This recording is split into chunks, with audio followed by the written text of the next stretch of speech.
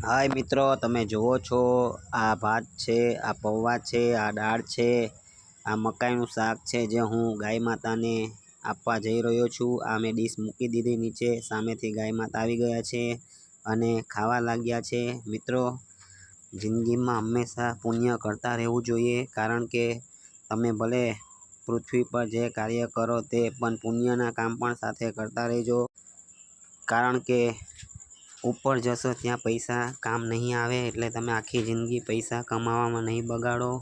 પૈસા જિંદગીમાં જરૂરી છે, પણ સાથે પુણ્ય પણ જરૂરી છે।